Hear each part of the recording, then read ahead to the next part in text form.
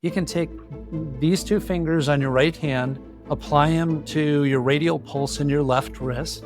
And if you have a pulse, you probably have a parasite. A significant missing piece for so many practitioners because they'll address other levels of detoxification. They'll deal with heavy metals and mold and mycotoxins and environmental toxins. But if they don't at least consider the burden of parasites. How can parasites harbor toxins? There are studies that show that parasites can accumulate heavy metals by as much as 200% more than the surrounding tissues. Is there anything that you advocate prior to stool testing which might increase sensitivity of identifying these parasites or other pathogens? Obviously, one of the big things is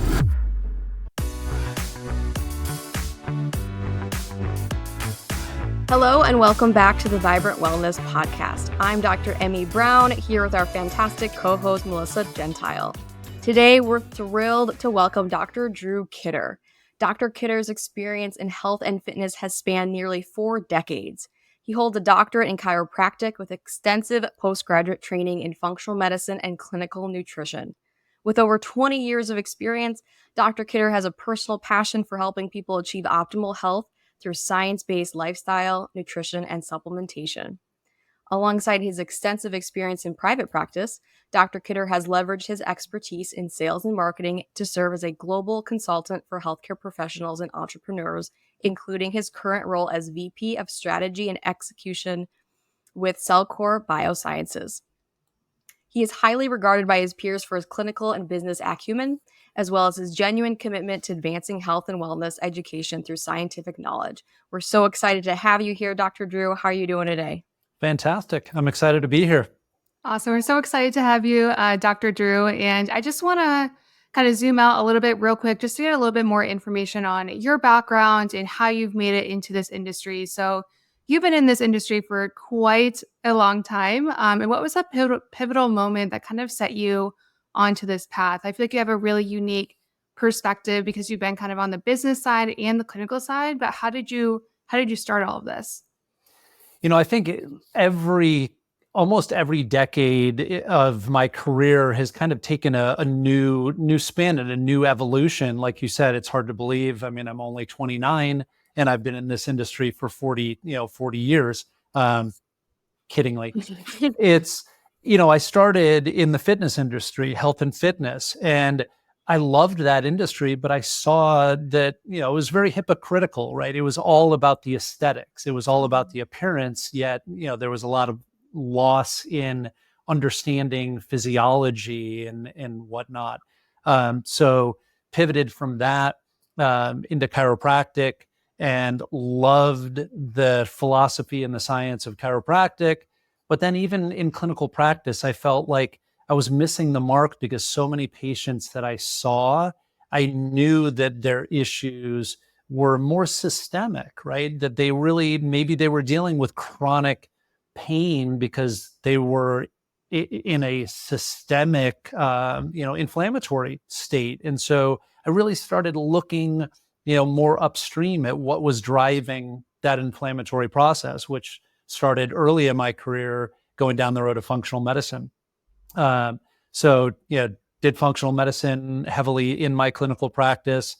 And I made the decision 15 years in to, kind of pivot and said either I decide to dig my heels in the sand and do this for the rest of my career or get into more consulting. And so I love it. I mean, I kiddingly will often say I just went from dealing with whiny patients to dealing with whiny doctors and whiny practitioners, because that's what I have the pleasure of doing now.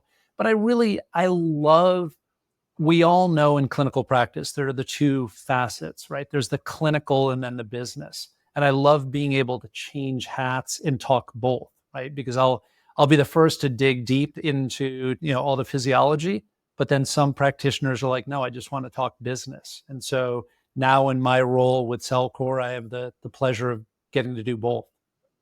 And they're both so important. I think sometimes we forget in this field that, what we do is a business. So we still Right. need to have, kind of both perspectives there.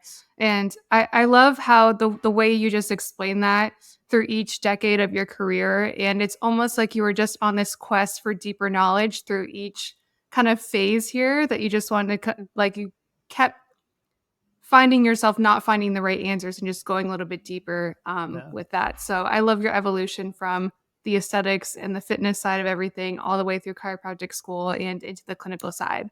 And with that, I do want to talk a little bit about environmental toxins and kind of get into some of your clinical expertise here. So, in your view, I want to know, why has the modern world become so toxic?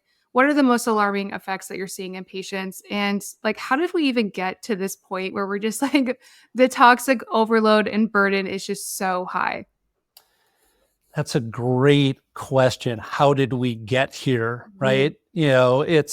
It's unfortunate, that we are here through industry, through food, and sadly, that's one of the things that we look at now: is, are the foods that people are eating even foods, or are they chemistry experiments? Right? Is it really food by nature, or are they just toxic chemicals that people are putting in their bodies? So we look at what we're exposed to on a day-to-day basis in, the air we breathe, the water we drink, the foods we eat. Here I am talking to, a big audience, but directly on this, podcast, dealing with two women, right? With me, and beauty care products. What is being put on the body? I'm the father of two daughters, right? And it's funny because they use their app to scan the products and look at levels of toxicity. And I'm like, yes, I'm Yes. winning, right? Wonderful. But it's just this world that we live in. And I'm a big, I like data. I like science. That's why I love Vibrant, right? Because you guys are so science based in what you do. But I look at even what, some of the research studies that are from the very organizations that we look at, the EPA and, Health and Human Services, things like that. I, I think it was about 3 years ago, there was a study that was put out that, quote, and I wrote this down: environmental toxins are unavoidable. They are in the foods we eat, the water we drink, the air we breathe, and many household items we use every day. That was a quote.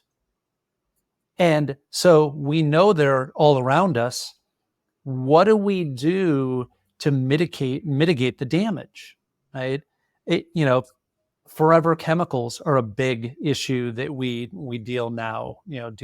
PFAs that are, put in products, for repelling oil and water. They're in clothing. They're in non-stick, household items and things like that. But they're so incredibly pervasive right now. It's a staggering statistic, but Health and Human Services came out about a decade ago and said that there are 80,000 chemicals that are approved in the US for use in daily products. Again, Staggering. everything from Yeah. pharmaceuticals to, you know, pesticides, herbicides, the things that we're putting on our lawns, the things that we're cleaning our homes with, beauty care products, all of those are all toxic, right? And contain toxins. They're adding about 2,000 new ones every single year. So that number continues to rise. So what do we do about it? We can't live in a bubble, right? We can't say, oh, I'm never going to go outdoors to where, I'm being exposed to things in the air. But what do we do to optimize the level of human physiology so that we can rid the body of those toxins? I think that's what's critically important. I've even heard recently some people's opinions that are that in the 21st century, it's almost more important in your ability to detoxify than to nourish yourself with good foods. It's almost like this whole concept of like just ridding the body of toxins. It's almost more important than like eating healthy and nutrition and all these other things, just because it's such a huge burden. Well, but even with that, you look at, we can say that, oh, that's a good food, right? Mhm. You look at produce and go, oh, that should be good for you. But what is the produce sprayed with, right? What is it treated with? And so it's kind of that risk benefit ratio. And I often say it's almost like putting a humidifier and a dehumidifier in the same room and turning them both on and expecting to get a positive outcome. If you're thinking that you're doing the right thing by eating, all of these fruits and vegetables and everything else, but then you look at it and they're conventional, they're not organic, right? Or not locally sourced, then is there more inherent risk with it? So what do we do about this problem? And sadly, it was 2 years ago, June, that the CDC released a study saying in a pretty robust population, it was over 650 children, 87% of those children had levels of glyphosate in their urine. Wow. 87%, right? Now, I look at it and go, I often talk to parents who say, well, we control what's used in our homes, and we don't use any toxic pesticides, herbicides, things like that on our lawn. But every single week, multiple times a week, there's little Johnny or Sally that's out playing in a soccer field. They're playing on baseball diamonds. They're playing over at their friend's house, and what are they exposed to? What are they exposed to? Are they exposed to at their schools, right? So again, you can't live in fear. You can't live in a bubble, but what do we do to actually help, give the body, for lack of better terms, a fighting chance? Mm-hmm. Before we get to what do we do about it, Dr. Drew, I'd like to know, what are your thoughts, if you have any thoughts on, is Europe considerably better off? The countries in Europe that are banning a lot of these toxins that we allow here in the United States. Can you speak to that at all? It's only by an assumption, right? Yeah. But yes, are they better off? I would say so. If they have recognized that, certain chemicals are toxic, that have been proven to be toxic, and they're not allowing them in their food supply. They're not allowing them, to be used for lawn care and home care products.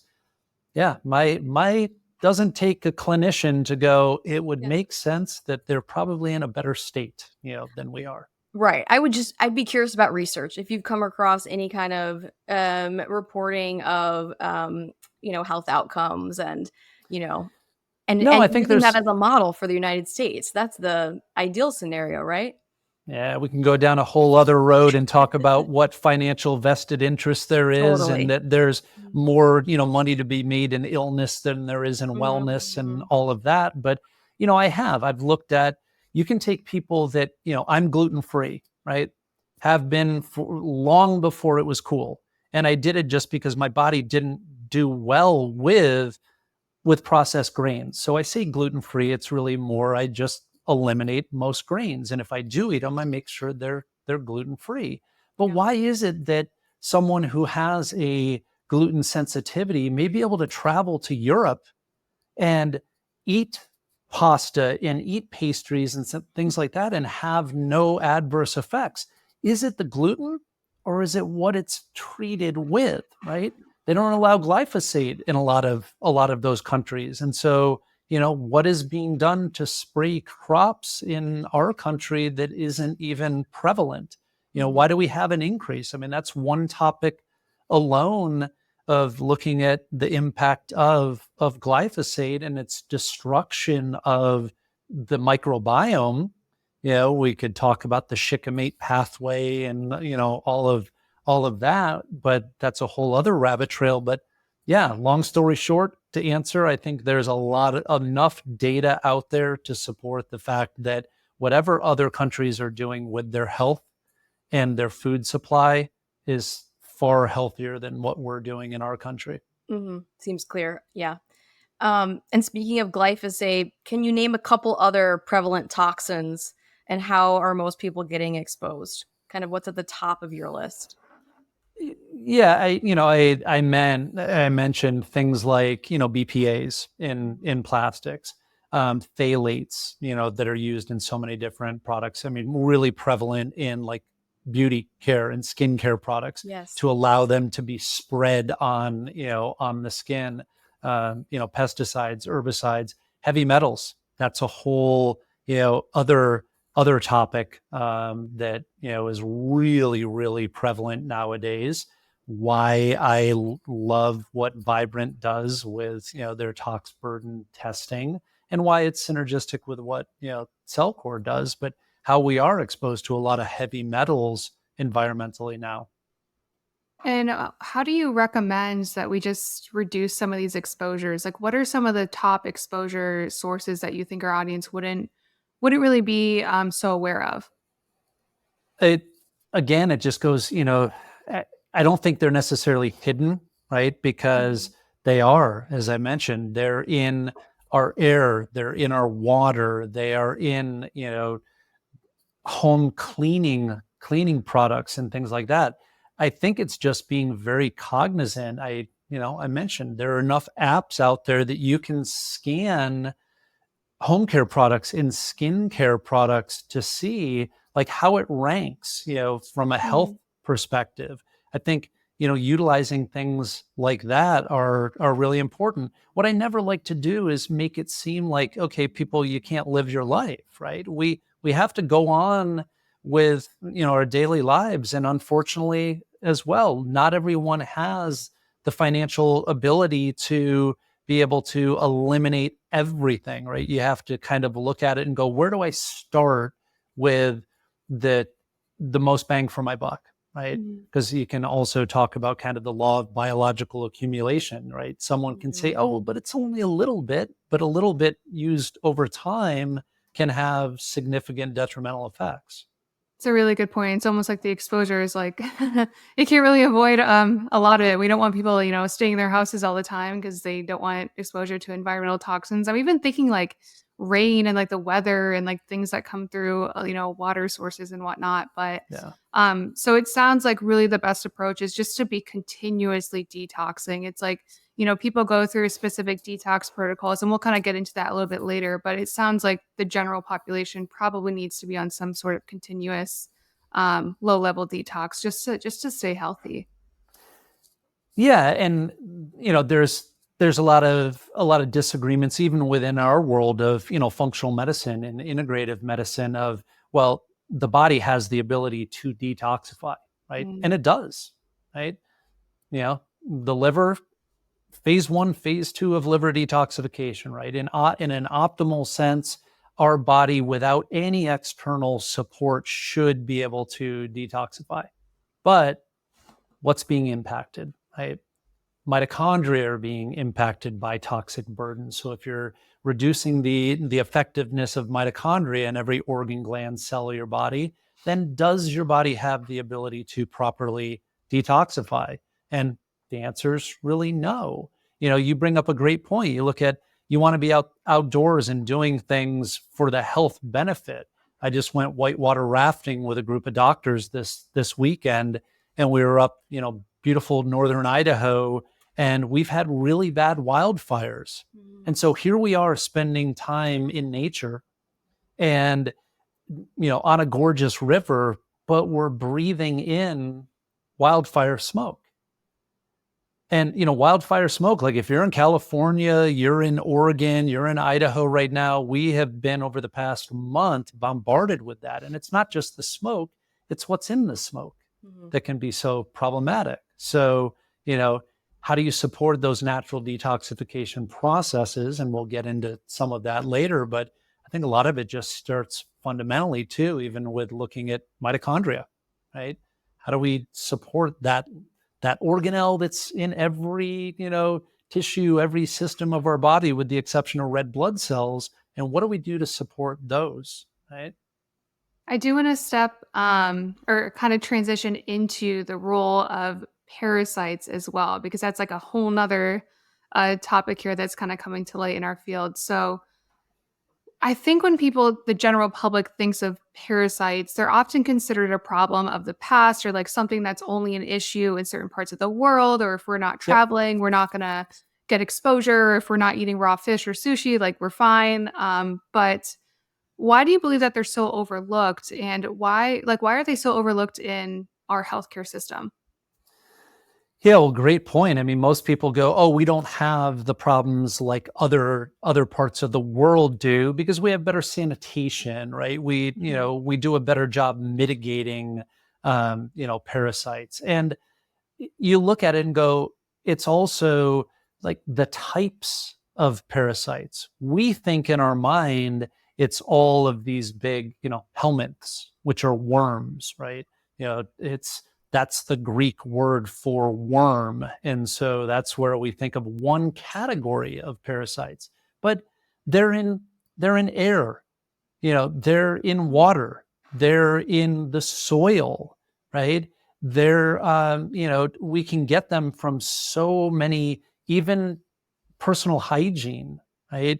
Looking at changing a diaper on a child, or there can be problems with parasitic infections in nursing facilities because people are having to change, and deal with hygiene of older patients. So, it's an overlooked thing, but one thing that we talk about is that can often be a significant missing piece for so many practitioners because they'll address other levels of detoxification. They'll deal with heavy metals and mold and mycotoxins and environmental toxins. But if they don't at least consider the burden of parasites, parasites can harbor toxins. They can be sponges for toxins. So, they're very protective, right? Parasites they don't want to die, right? They have a great relationship. They're in your body and living off of your body. That's what a parasite means. It's a unilateral relationship with, they are using you as a source of food and life. And so, what are they doing that can be problematic for us? So I think it's important to kind of rewind when we look at this, parasite topic and go, if people are dealing with certain symptoms, right? They're dealing with diarrhea, they're dealing with constipation, gas, nausea, unexplained weight loss, chronic fatigue, anemia. Anemia can be a very common expression of a potential parasitic infection. Joint pain, fevers, bruxism, grinding your Mm. teeth at night. Not to say that it's always parasites, but if you have kind of exhausted other measures and you're still having issues with those, parasites are something to explore. So, just quickly, what are the types of parasites? We can look at protozoa. Those are the little single cell organisms that you can't see, right? That are, you know, um, only see under a microscope. So those are commonly in things like water. Giardia is a Mhm. protozoa. Cryptosporidium, toxoplasmosis, right? Plasmodium, which is the parasite that carries malaria. All of those are very, very small, right? Helminths, as I mentioned, are what a lot of people think of when you talk about the topic of parasites. Oh my goodness, this person had a GI parasite and they passed a worm. They passed a tapeworm, Yeah. right, which is cestodes. Those can grow up to multiple feet long. And sometimes you don't believe, and I'll be the first to admit it, right? In clinical practice, I used to go, parasites, right? We don't have parasites in our country. Who gets parasites? Mhm. And, now the more that I've seen in this space that, I'm in, especially with Cellcore, that I will kiddingly say, you can take these two fingers on your right hand, apply them to your radial pulse in your left wrist. And if you have a pulse, you probably have a parasite.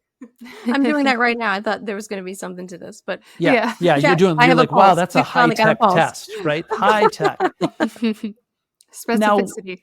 right, specificity, yes, sensitivity and specificity. Mhm. So, but I say that kiddingly, but seriously too, because here's the thing: if you are in a optimal state of wellness, in health, and your mitochondria is functioning properly, and your drainage pathways and detoxification are working properly, you should be able to rid the body of a parasite. But it's when you have health challenges and you're compromised in any of those areas that parasite may cause an issue. Right. So I think that's really important. It's not just everyone has their parasites and therefore they're going to deal with issues with parasites. Many of us exposed because we have pets in our house, right? Why do we deworm our pets? Why do we deal with antiparasitics with pets, but not with us? They're out in the same grass and dirt that you are in your yard, and then you allow them to come in your home and you're kissing on them, loving on them. Yep. They're on your bed. furniture. Yep. They're on your bed, right? You're exposed to that. Yet sushi, things like that, eating, as I mentioned, I was on the river this weekend. You can be exposed to Giardia easily from that. Cat feces. Why do women told to not be around litter boxes? It's because of the parasites that can be in cat feces. So, a lot more pervasive, a lot more problematic than we think. So that second category, again, is where a lot of people migrate, toward parasites. Even things like liver flukes. You can get liver flukes that can obstruct the bile duct, the gallbladder. Those can come from a lot of different sources as well. Uncooked pork, unwashed produce, things like that can be, sources of them. And then we have our lovely little ectoparasites, right? Ectoparasites are ones that don't live inside the body. They live outside the body. They, feeding off the host, and they feed off of blood. So you've got lice and ticks and mosquitoes, right? We think of, mosquito malaria. Well, it's what parasite the mosquito carries that then gets into our body, externally. That is the issue, right? Ticks. You guys have one of the best tick-borne illness panels. You mentioned sensitivity and specificity. Absolutely fantastic for looking at tick-borne illness, but it's the Borrelia, Babesia, Bartonella that those ticks carry that are what cause the parasitic issue. And it sounds like I really like how you explain this. So parasites in and of themselves, if we're in a very healthy state, we should be able to take care of them naturally. But it's almost like when there's another type of burden on the body, maybe another infection, maybe something else is going on. You mentioned mitochondrial health not being well. That's when they start to cause these issues. So is that typically would you say generally anyone struggling with a chronic illness should be taking a look at parasites? And how do you really test for these? Or is it more symptom based? I think absolutely. It's one of those things that many, practitioners are now looking at in their clinical practice, because they'll say, I struggle with these patients that for whatever reason, I've exhausted everything in my arsenal, and they presented with a lot of very similar symptoms to other issues, right? You look at the GI symptoms and you're like, okay, well, are they dealing with, leaky gut? Are they dealing with general dysbiosis in the gut? Well, why not entertain, that thought that if a patient is not progressing in your normal protocols, maybe entertain, addressing parasites. Dr. Drew, you mentioned earlier heavy metals, and there's a connection between heavy metals and parasites. We've all heard about this in the functional medicine world, but I'd love to know more about the mechanism and the pathogenesis here. How can parasites harbor toxins such as heavy metals and also environmental toxins and mycotoxins? Yeah, it's really interesting. I mean, that was one that kind of took me down a rabbit trail of doing clinical research, and I found a couple of really compelling, studies that said basically that parasites can harbor any and all toxins. And there are studies that show that parasites can accumulate heavy metals by as much as 200% more than the surrounding tissues. So what they basically did is they looked at a tissue, right? tested the heavy metal, level in that tissue, but then tested a parasite that was in the tissue, and it had over 200% more concentration of heavy metals. And so there are a lot of theories, I think, and I haven't dug enough into like really the why, but there are assumptions going, as I mentioned earlier, parasites, they like their relationship with you. They need us. It's not a bilateral relationship. We don't benefit from them. So what do they want to do? They may be ultimately absorbing that toxic burden to, as weird as it sounds, protect the host, protect you from that toxic burden.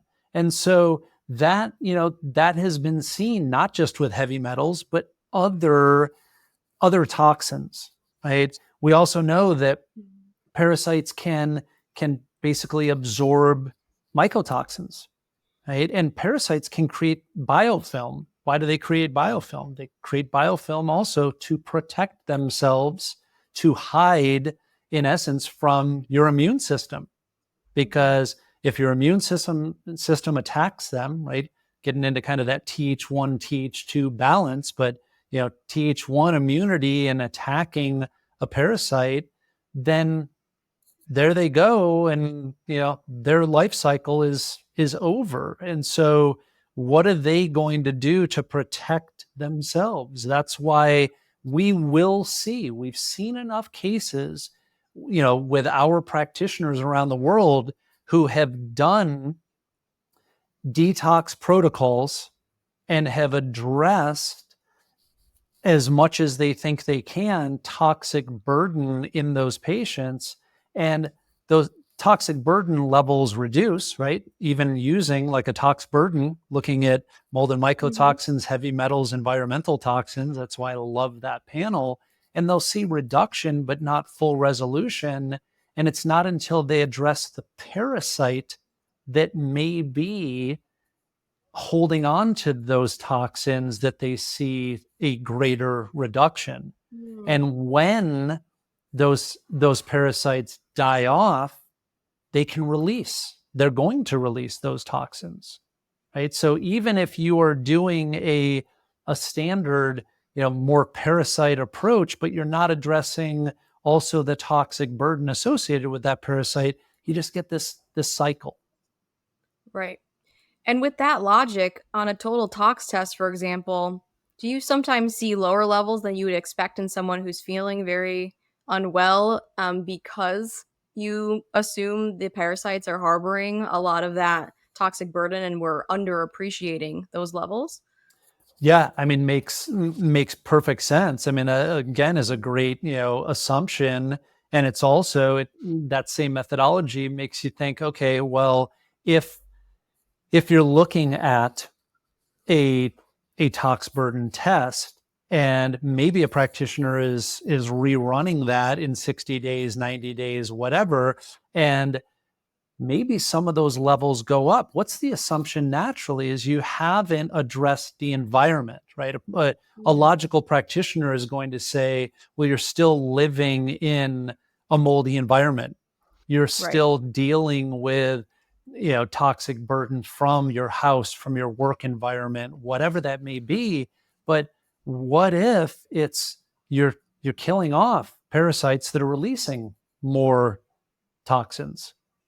And so that hand in hand, combination of addressing the toxic burden and potentially, again, it's not always, right? Because we should be able to rid the body of those parasites. But if there is a significant parasitic issue, that may need to be addressed to see a total change in toxic burden.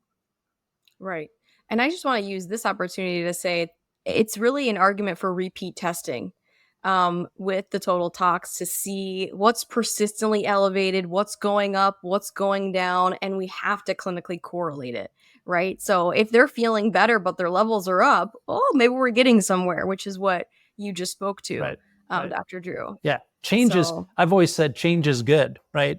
We know clinically that sometimes things get worse before they get better, right? Absolutely. And The kind of reverse healing concept we get in Absolutely. naturopathic medicine. And that raises a whole other thing when we look at the importance of testing in general, right? Looking at functional testing.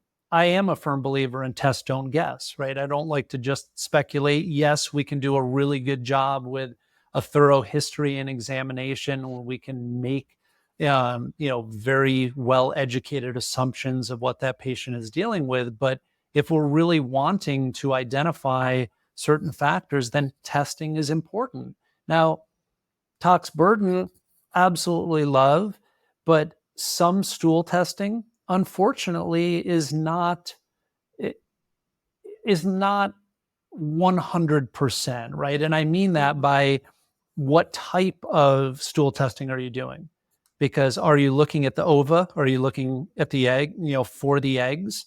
If that's the case, then there have to be live parasites that they're seeing in a sample in a culture under a Mhm. microscope. So they may be Right. missed, right? But if it's a PCR testing and they're looking at the DNA associated with a parasite, then there's probably more validity to that. But I love, I mean, not just from a parasite standpoint, but I love looking at, stool testing. I love looking at a gut zoomer for that, how maybe that parasite is altering the microbiome. And Mhm. is the parasite impacting the, good flora in the gut while also impacting, bad flora, right? That's why I think it's it's such a great test with a gut zoomer to get a real good clinical picture of what's happening. Sure. Yeah, it's quite comprehensive. And before we jump into how Cellcore addresses all of this, and I'm excited to talk to you about that, is there anything that you advocate prior to stool testing which might increase sensitivity of identifying these parasites or other pathogens? I'm thinking about biofilm disruptors, because it can be really difficult to get those pathogens on the report, like you Right, said. right. Um, Yeah, I mean, you can look at it and there's certain methodology, behind, you know, biofilm disruption because as I mentioned, even, you know, parasites can create biofilm. So if you're breaking down biofilm, then you may get increased sensitivity, right? Obviously, one of the big things is, just a healthy gut, period, right? I mean, what snapshot are you really getting if you're dealing with a constipated patient that is not able to Mm, rid their bowels? And, you look at, is it just one snapshot of what's happening in their stool, versus like, having a healthy elimination process that probably has a better picture of what's happening because where can they live, right? Where do those parasites live if you're dealing with the helminths, right? Those worms. So, a lot of people don't do a ton of prep leading up to it. It's not like prepping for a colonoscopy, but yes, good bowel function is certainly going to be an important key if you're doing a stool test. which is easier said than done for many. Absolutely, It's absolutely. important to make Yep. note. Absolutely. Another one, just Mhm. quickly from a low tech standpoint, is even looking at blood cell counts, looking at things like Oh, eosinophils. right. Eosinophils can be an indicator. Again, not a 100%, but outside of other infections, allergic reactions, and things that may cause a rise in eosinophils can rise because of a parasitic infection, right? So that can be something that just looking at a standard, CBC chem panel that people go, ooh, why? Why do they Right. have elevated eosinophils? Yep. Especially if you've ruled out those food allergies. That's Yep. huge. Other Yep. allergies. Look for signs in all of your exam studies. Right. Super important. Yep. Yeah. Just like, I mean, mold can be elevated on, with eosinophils, or eosinophils can be elevated with mold and mycotoxin issues as well. So, And Dr. Drew, getting into Cellcore products, I'm so excited for this part of the conversation yeah. because I want to know, what does a typical parasite cleanse look like? How do you tailor it? Like when you get that report back, what are some of your favorite products? And do you do these protocols in phases? Yes. Great question. And so first of all, it kind of speaks to, our discussion of elimination, right? The one thing that I'm adamant about is we never really want at any level to detoxify a constipated patient, right? You want to Mm-hmm. make sure that they are eliminating. And for some people, like you said, I mean, it's easier said than done. But Mm-hmm. Cellcore, we refer to what's called our drainage funnel. And we talk about drainage as important as, detoxification or drainage before detoxification. So upregulating all of those pathways to make sure that someone is having regular bowel movements. And that is a very important thing to define regular, because I think early on in my functional medicine practice, I was afraid to talk about poop, right? Now I talk about poop all the time. And so, especially with asking female patients, well, do you have regular bowel movements? Most people are going to go, oh, yeah, I do. Yeah. Well, Yeah. later you find out that regular for them is they have a bowel movement once every 4 or 5 days.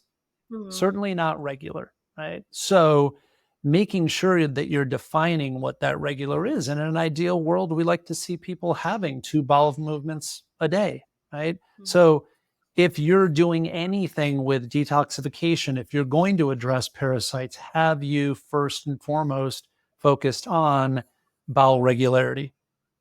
Are you looking upstream from that and looking at, the liver and bile ducts? Because bile is being released into the small intestine, binding onto those toxins, right, from the liver. And so, what is the health of the bile? What's the health of the liver? I mentioned early on, a big focus of ours is mitochondria. And so, are we supporting mitochondria within the liver? Because there are about 2,000 mitochondria per cell in the liver. So supporting that is going to help with, optimal and more improved liver function. So, and going all the way up to the cellular level with cellular detoxification. And again, that speaks to, more of a mitochondrial focus. So you asked, do we have kits and protocols for that? Yes, but we're also very, very careful to say, upregulate mitochondria, open drainage before you just go in, kill, right?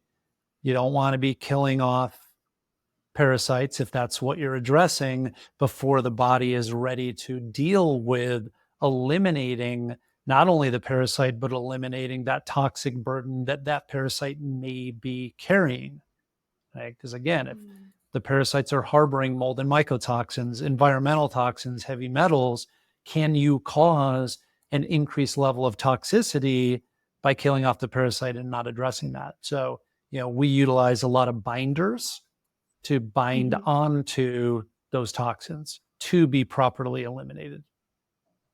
Are there different binders for different parasites, if you will? Or is it kind of like, is there a specific binder that you like to use and see that just kind of covers everybody? Well, binders different from, we're not really utilizing the binders necessarily to address the parasite as a whole. We're using the binders to address the toxic, overall toxic burden. So again, whether someone is dealing with a parasitic issue or whether they're just addressing from a tox burden bundle, panel that they've run, they're going to look at utilizing binders to grab onto those toxins and eliminate them from the body. Yes, we utilize different, basically different binders for different toxins. We have a biotoxin binder product that is fantastic for dealing with mold and mycotoxins. We have a product called HMET binder that is designed to address more environmental toxins, one of which, just kind of looking at, is glyphosate, right? And some of the common pesticides, herbicides, things like that. But from a parasitic standpoint, we have, one product, it's our Para 1 product that is a general gut scrubber.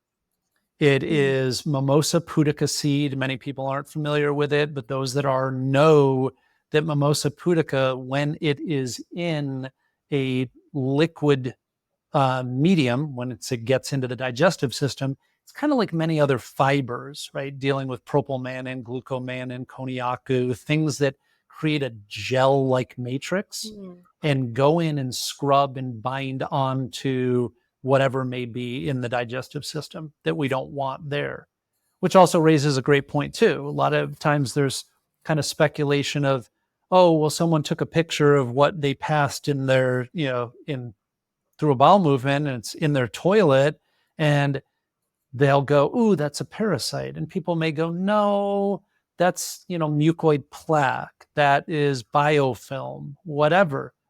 My take on it is better out than in, right? Whatever that is, grabbing onto and eliminating from the body, you're probably better off with it out than in, because maybe it is mucoid plaque that is, causing some dysbiosis. It's causing, some malabsorption of nutrients, in your system. And so, is that beneficial to kind of scrub the gut?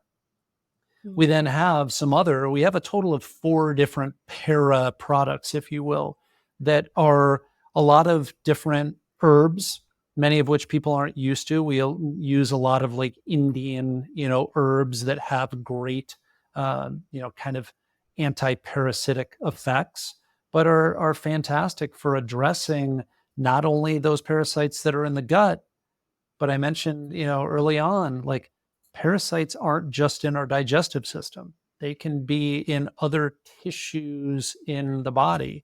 They can get into the sinus cavities. They can get into the brain, right? And so, what are we doing? Not saying that here's a product that, from Cellcore that's going to cross the blood-brain barrier and, bind on to or pull toxins out of the brain. But, the systemic effect of some of these products is really impressive, because we have had, and once people get into the Cellcore world, our practitioners share with one another and their patients share with them. And, we've seen people coughing up parasites, strongyloides that may be in the lung, and all of a sudden they're coughing into a tissue and it's a parasite that came from the lungs.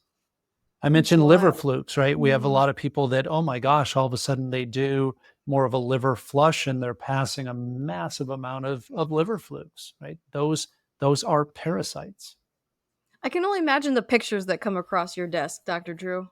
Yeah, sometimes. What's always funny too? Like back when I was in my, sales days and I was meeting with healthcare practitioners in their clinics, it was always people like you, right?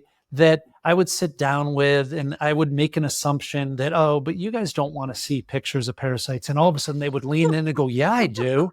And It's like a car crash. Next thing you know, there's the slide deck that has all the parasites that, there's Bob with his long roundworm, and,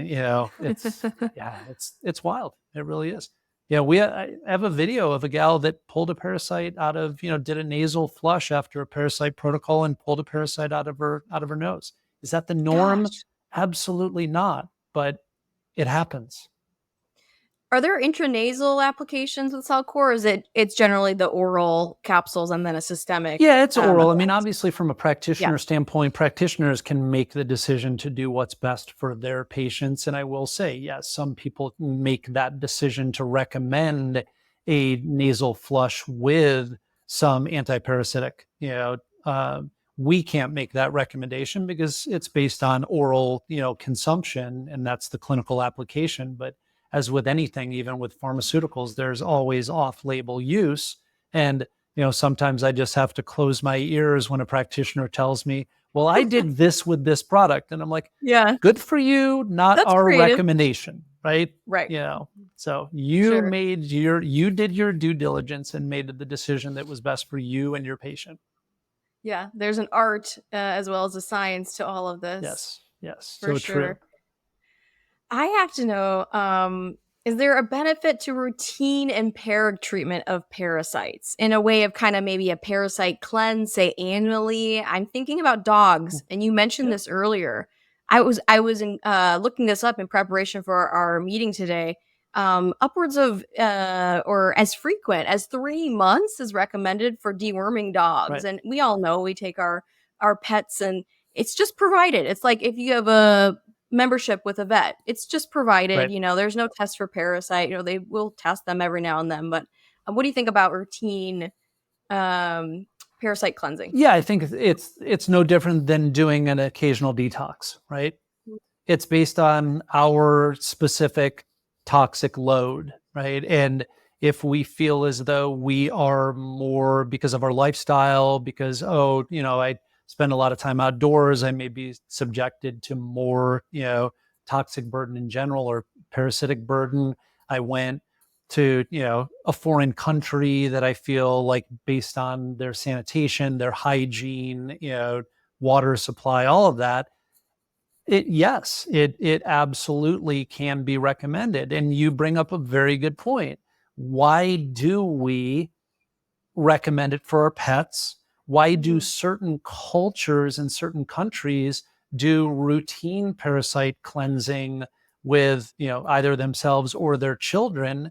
It's because of exposure, right? Yeah. Even papaya seeds, are shown to be very anti-parasitic.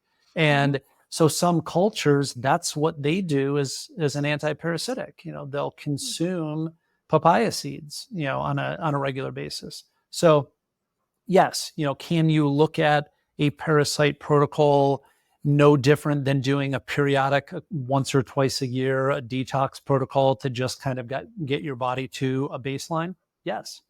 We have many that kind of happen by accident, but with some of our parasite protocols that our practitioners started doing them around the full moon, around the lunar cycle, because parasites can be impacted by the full moon. They're more active, and it has to do with melatonin levels. It has to do with serotonin levels that make them very active. And so, some people do a quote unquote full moon cleanse, You make it sound so fun. right? But it's, it is fun for some practitioners. Some practitioners just, Yeah. they have the ability, their thing in their clinic, whether they're brick and mortar or they're virtual, they love putting together groups, and they'll do a group protocol that's built around a parasite, protocol. And guess what? That's when all of a sudden everyone is sharing their phone number and they're texting pictures of what they're passing, right? So, but Sounds like fun. but Like yes, an exclusive club. yeah, right, exactly. The Parasite Club.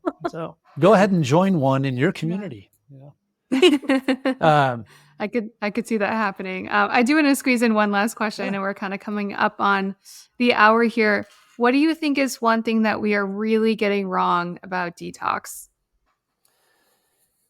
It can be toxins, it could be heavy metals, environmental, it could be parasites, any kind of detox here. I think one of the things that we're getting wrong, and this is just in a, from a general cultural, standpoint, and especially those of us living in the United States, is to think that there's no, like, why would I have to do that? Like, is toxins, don't you think, like, the FDA and the powers that be would take care of that if there are things in our environment that are harmful, and sadly, the answer is no. So we as patients, no different than as practitioners, making the decisions for our own health and the health of our families and everything else, we have to decide what's best for us, right? And again, I would love to think that I can just live in a world that we're not exposed to any toxins, but even the research that I shared at the onset of this, that is validated research from many federal agencies, right? Health and Human Services, the CDC, all of that shows that, yes, we are exposed to toxins. So what do we need to do to mitigate that as much as possible? Yeah, we really have to take authority over our own health here, because we can't really rely on any outside source to keep us healthy. We really have to operate from just a really a place of high discernment, kind of making those own decisions ourselves. Yeah. That raises a really good point. I used to ask that question all the time of my patients, and I know we're talking to a practitioner community, and I would always, ask, so who do you put in charge of your health? And it saddened me how often that answer was my doctor. Oh, look at that. That was, Yeah. and no, you, right? Yeah. You have to be your advocate. And even if the doctor is the facilitator, you have to do your due diligence as a patient to make the decisions to take charge of your own health. We can't just make the assumption that our doctor and the FDA and everything is going to take care of it for us. Totally. Like Gotta the doctors, advocate for ourselves. yeah, like your doctor's only going to give you, or we're only going to give patients tools that they need, or we operate as a tool for them. It's pretty evident. I All love you have that to do is perspective. listen to any television commercial that's talking about a pharmaceutical, and It's crazy. side effects may include nausea, vomiting, diarrhea, upset stomach, homicidal tendencies, suicidal tendencies, in rare cases, death, right? And you go, okay, what is that for? And risk benefit ratio, like, It's like a skin rash. right. You're like, And death is the side effect. but don't worry, there are side effects associated with it, but there are other drugs that will give you for that side effect. So again, it's what do you do to take charge of your own health? And I'm not like anti, pharmaceutical. They absolutely, serve a purpose, right? But what can you do, right? What can you do? That's a really good way to leave off there and empower all the listeners, 100%. including providers. Yeah. Well, thank you, Dr. Drew, for the time today. This episode was packed with so much good information. I love that we got to talk about parasite cleansing. I know that's been a really big topic just kind of in our world here and in our field. We got to go into some of the different kinds of binders, touch on testing and cell core products, and how we can actually prep the body for detoxification, why we need to detox, how our liver is so burdened and we can't just rely on that, and how we can't just rely on our doctors either to take care of our health as well. So if anyone listening today wants to just learn more about cell core products or get in touch with you, where should we send them? Where can we find you online? So they can go just to cellcore.com. As practitioners, you can, top right corner of our website is an area where you can become a cell core practitioner. You can learn more about our products. We have an amazing, kind of like Vibrant does, amazing resource and education center that has videos, has a ton of information that you can dive into all these topics. Not to toot the horn of our sales reps, but again, like Vibrant, great asset to provide educational information. So I encourage people, set up an account and learn more about Cellcore, see how, they can implement really, in many cases, simple strategies into their practices. And I oftentimes say, if you do nothing more than just, start utilizing a binder with some of your patients and utilize, a drainage product to open up those drainage pathways leading to proper detoxification, you're going to see improvement in clinical outcomes. And then certainly the parasite topic is an interesting one for a lot of people to explore. And they'll also, with that, we have a lot of ongoing, like you guys, we do webinars, which are great, resources for great educational content. And then we do our annual event called ECO, which is an acronym for Exponential Clinical Outcomes. And that's a 3-day drink from a fire hydrant, event that you want to come and learn, really, again, clinical. We touch on business as well, but it's really digging deep into how to become a better clinician and how to really help. We all do what we do because we want to take care of people and help sick patients get well. And so that's a great resource for that information. And if we do have any patients listening in, which we do often have, do you have a provider directory or any resources for them to get in touch with providers that offer your products? Yeah, our customer support, can definitely put patients into, put them in contact based on a practitioner in their area. or in many cases, people are open to working with a virtual practitioner. So, same thing. They can, contact our customer support department from our website, and we can, point them in the right direction to kind of get started with some Cellcore product and protocol. Awesome. We will be sure to link the Cellcore website down the show notes for you guys that are listening in. If you want to check out Cellcore and learn more about it, become a practitioner, or if you're a patient looking for a provider to get your hands on some Cellcore products. But thank you so much, Dr. Drew, again, for taking the time to be on the podcast today. I loved this interview. I can't wait for it to air. And for everyone tuning in today and wishing us all vibrant health and wellness. Thank you very much.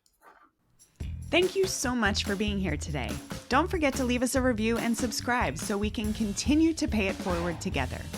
And remember, the key to longevity is knowledge. Keep learning, growing, and tuning in to the Vibrant Wellness podcast to discover the latest insights and strategies for optimal health. Join us again next week. Just a reminder, this podcast is for educational and informational purposes and is not a substitute for professional medical advice, diagnosis, or treatment. The views expressed by guest and host are their own and do not necessarily reflect the official policy of Vibrant Wellness. As always, consult your healthcare provider before applying any recommendations that you heard here today.